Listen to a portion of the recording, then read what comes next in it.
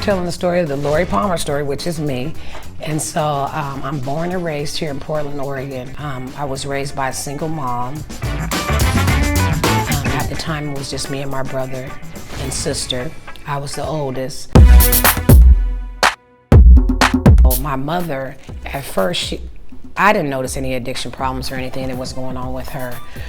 She was a good mom until her sister that was involved in drugs and alcohol started hanging around the house, and eventually my mom started drinking, and then she had a friend that did drugs, and she began to use heroin at the time. My father was selling heroin, and basically our lives began to tumble.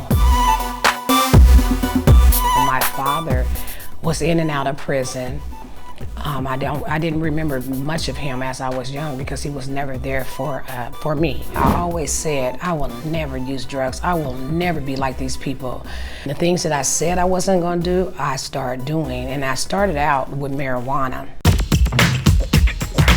I didn't like marijuana so much though. And a couple weeks later, she introduced me to alcohol. Now I liked alcohol. Alcohol had me where I can, because I was very shy. So I would be able to talk to people, you know, and I was able to socialize better. As I got older and I started having my own kids, I met a man, and then he introduced me to prostitution. So I began selling my body on the streets. I had to have alcohol in order to do that. So I would be a mother in the daytime, and then at night I would be a prostitute. And I would come home in the day, and I was basically hiding it from my family. Because even though my mother did drugs and alcohol, they still didn't like prostitutes. How many of you guys know sooner or later, the alcohol took over, I was introduced to crack, and then I began smoking crack, and at the point when you start smoking crack, there's no more control.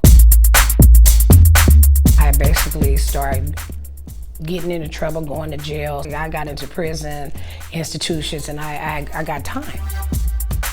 I almost killed a girl because she called me the N-word, and they put me in isolation for 9 months. So while I was in isolation for 9 months, he came in there and he started visiting me and sending me signs and speaking to my spirit. No, not a loud voice, but he started speaking to my spirit about change. And they sent the Bible in, and I began to read it. First words, he said, "I hear thee in a time of trouble."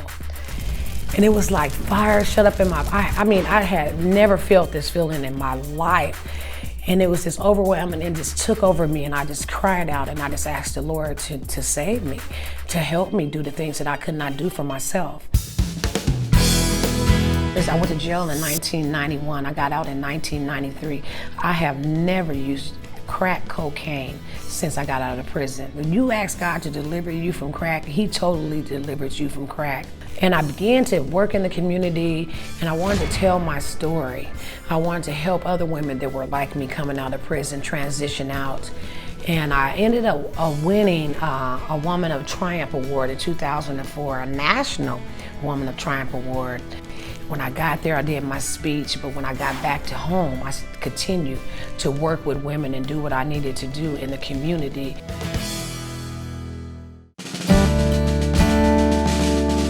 I have two sons. One is 40 years old now, by the grace of God, and one is 38 years old.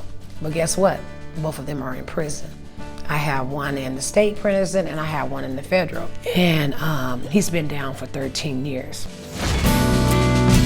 My other son, in 2015, was shot in this community 7 times. And we almost lost him a couple of times, but by the grace of God, and because I prayed and I have faith in God, my son lived, and then other people prayed for my son. So as of today, I am the CEO and the founder of Go Get Your Child Community Violence Prevention Coalition. I started that. My son did not die. I've been on the front lines from 2015 to 2019. I am against all violence, and in Portland, Oregon, I am recognized as a community activist against gangs and any kind of violence for that matter. But what I would like to really say about the Laurie Palmer story is I made it out. A lot of people did not make it out from what I came from. And so with my many triumphs and my many struggles, you know, I have still held on to the hand of God through it all, and I'm still standing, you know. And if anybody can stand through everything that I've been through, you can too.